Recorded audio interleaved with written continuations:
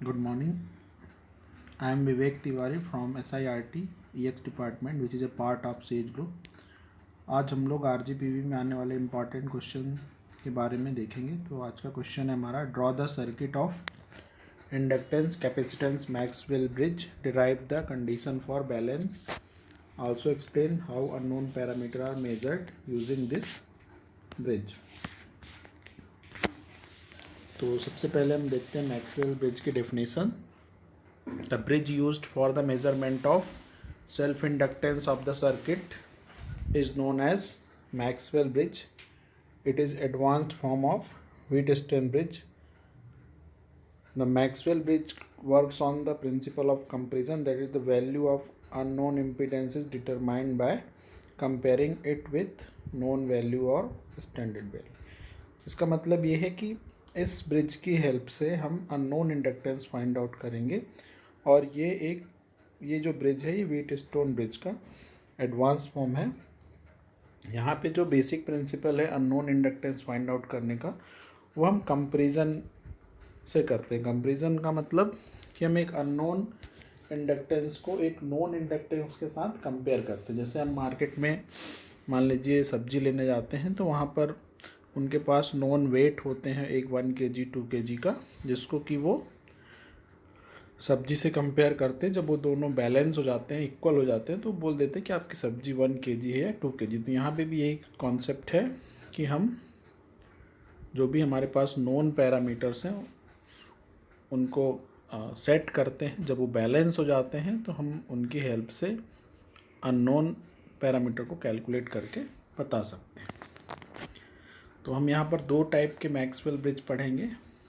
दो टाइप के Maxwell use करते हैं नॉन इंडक्टेंस यूज़ का। पहला है मैक्सवेल्स इंडक्टेंस ब्रिज, दूसरा है Maxwell inductance capacitance bridge.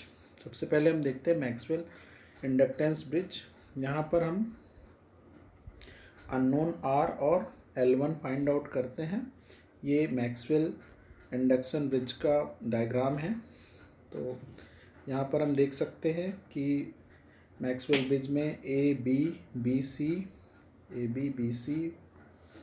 C D D A ये 4 आर्म्स होती हैं। चारों आर्म्स में रेजिस्टेंस लगे होते हैं। मान लीजिए इसका इम्पीडेंस Z1 है, इसका इम्पीडेंस Z4 है, इसका इम्पीडेंस Z3 है, इसका इम्पीडेंस Z4 है।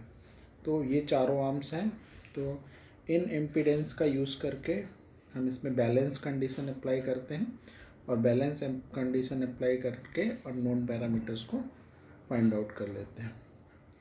तो यहाँ पर हम देख सकते हैं, अगर हम इसको बैलेंस कंडीशंस सेटिस्फाई करेंगे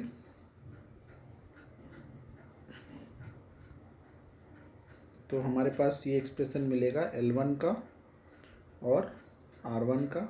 देख सकते हैं L1 का एक्सप्रेशन हो गया, ये R1 का हो गया। यहाँ पर R3 R4 L2 ये नॉन पैरामीटर हैं, जिनकी हेल्प से हम L1 R1 को फाइंड आउट कर सकते हैं। यहाँ पर जो हमारे R3 और R4 की वैल्यू है वो 10 से लेके 1000 तक वेरी हो सकती है, और ज़रूरत पड़ने पर हम कुछ एडिशनल रेजिस्टेंस का भी यूज़ कर सकते हैं। अगर हमारा ब्रिज बैलेंस नहीं हो पा रहा है तो हम एडिशनल रेजिस्टेंस का भी यूज़ कर सकते हैं ब्रिज को बैलेंस करने के लिए। देन ये हमारा एक फेज़र डायग्राम है जो हमें बनाना होता है। यहाँ पर हम देख सकते हैं कि हमने जितना भी हमारा ब्रिज के अंदर वोल्टेज है, करंट है, उसको हमने फेज़र के फॉर्म में रिप्रेजेंट किया है। तो this is the phasor diagram of Maxwell bridge. Next हम बात करते हैं मैक्सवेल इंडक्टेंस कैपेसिटेंस ब्रिज की।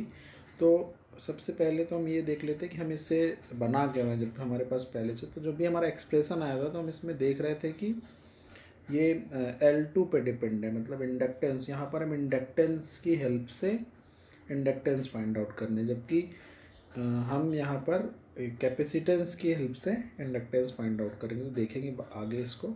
तो in this type of bridge the unknown resistance and impedance, जो यहाँ पे R1 L1 है, वो हम वेरिएबल कैपेसिटेंस की हेल्प से फाइंड आउट करते हैं। यहाँ पर भी इसका सर्किट दिखाया गया है आपको। तो यहाँ पे देख सकते हैं ए बी आर्म्स है जिसमें R1 L1 कनेक्ट है, BC आर्म्स है जिसमें R3 कनेक्ट है, देन CD आर्म्स है जिसमें C4 R4 दिख रहा होगा आपको कनेक्ट है, फिर इसके बाद DA आर्म्स है जिसमें R2 कनेक्ट है। तो ये 4 आर्म्स हैं जिसमें अलग अलग कंपोनेंट्स कनेक्ट हैं, और बैलेंस कंडीशन में D में कोई भी करंट पास नहीं होगी। तो उस समय I1 करंट जो फ्लो हो रहा है यहाँ से यहाँ तक फ्लो होगा, I2 करंट यहाँ से यहाँ तक फ्लो होगा, और जो E1 वोल्टेज है वो E2 के बराबर होगा, E3 वोल्टेज जो है E4 के बराबर होगा। तो इसी कॉन्सेप्ट का यूज़ करके हम ब्रिज को बैलेंस कर लेते हैं, और जैसे ही हमारा ब्रिज बैलेंस हो जाता है तो हम जैसे कि यहाँ पर हम देख सकते हैं बैलेंस कंडीशन में हमारा जो इम्पीडेंस है ये, इसको हम मान लें Z1, इसको हम मान लें Z4, तो ये बराबर है Z2 और Z3। ये चीज़ कहाँ से आई, तो हमारे जो Z1 Z4 हैं, तो अगर हमारा ब्रिज बैलेंस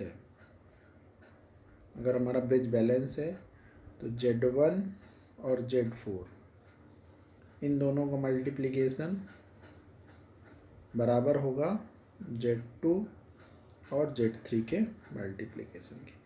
तो ये बैलेंस ब्रिज का कॉन्सेप्ट है जो हम यूज़ करते हैं। तो यहाँ पर हमने देखा कि बैलेंस ब्रिज का कॉन्सेप्ट यूज़ करेंगे तो हम यहाँ पर Z1 Z4 को बराबर करेंगे Z2 Z3 के, तो हमें यहाँ पर ये एक्सप्रेशन मिल जाएगा। इस एक्सप्रेशन में यहाँ पर प्लस साइन होना चाहिए था,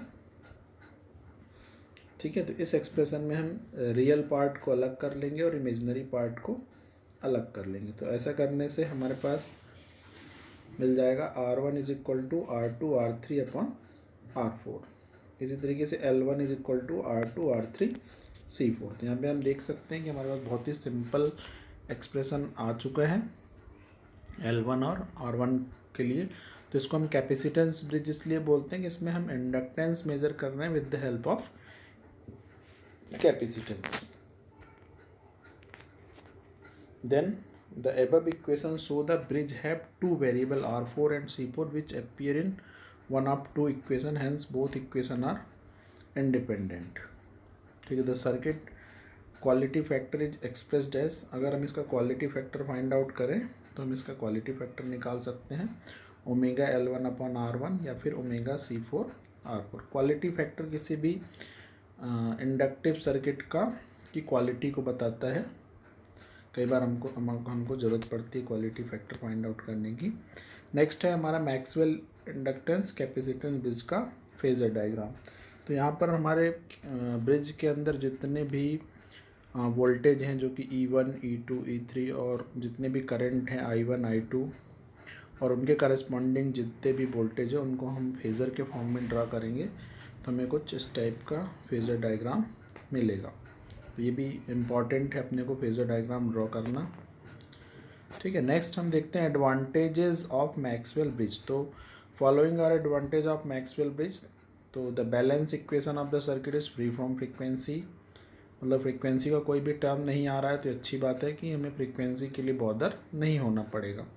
फिर बोथ बैलेंस इक्वेशन आर दोनों एक दूसरे से इंडिपेंडेंट है, मीन्स हम R1 फाइंड आउट करना चाहते हैं तो L1 पे डिपेंड नहीं करता, L1 फाइंड आउट करते हैं तो R1 पे। इससे ये होगा कि कोई भी चीज़ एक दूसरे पे डिपेंड नहीं करेगी। ये जो है हाई रेंज इंडक्टेंस मेज़र करने के लिए यूज़ होता है। फिर है इसके बाद डिसएडवांटेज। तो main disadvantage of bridge are Maxwell inductor capacitance bridge require variable capacitor which is very expensive, जो इसको एक्सपेंसिव बनाता है। Thus sometime the standard variable capacitor used in the bridge. The bridge is only used for measurement of medium quality coil. जो medium quality के coil होते हैं सिर्फ उनका इंडक्टेंस इससे मेज़र किया जाता है। Because of the following disadvantage, तो इसमें से इन डिसएडवांटेज के कारण हम हेज ब्रिज यूज़ करते हैं जो कि इंडक्टेंस मेज़र करता है, जो कि मैक्सवेल ब्रिज का ही एडवांस फॉर्म है। जब हमको ये भी पता चल गया कि जो भी मैक्सवेल ब्रिज की कमियां हैं वो हम हेज़ ब्रिज में दूर करते हैं और वहाँ से जो भी चीज़ हम मैक्सवेल से नहीं मेज़र कर पा रहे हैं तो हेज़ ब्रिज का यूज़ करके मेज़र करते हैं। Thank you very much.